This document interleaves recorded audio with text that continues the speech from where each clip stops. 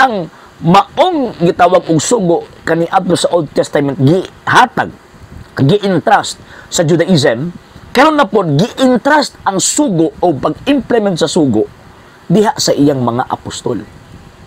So ang question anak karon, kana bang Seventh-day Adventist na may koneksyon sa mga apostol? Walay koneksyon sa mga apostol. Bisag pagkapila sila masulti nga gituman namong sugo kay mo na ang among ilanan, pagtali ka namo og sa Dios, kung nagtumang-tumang ka lang nga wa kay koneksyon dito niya, lossless na. Useless. Oh, tanawa. Tanawa tong si Cornelio, di ba? Oh, tuman na niyang kabubuton sa Ginoong Dios bisag pagano siya, gituman niya. Even ang iyang pag-ampo nakaabot na sa darunggan sa Ginoong Dios. Pero wala din ingon ang Ginoong Dios nga okay na ka. Gipadaan pa og mensahero para tudluan siya.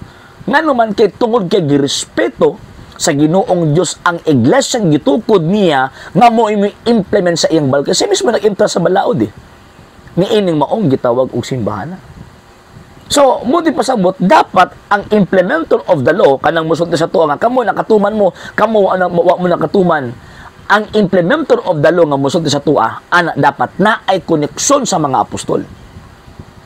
Question, Seventh-day Adventist, na may koneksyon sa mga apostol? No. May koneksyon sa mga apostol na sila.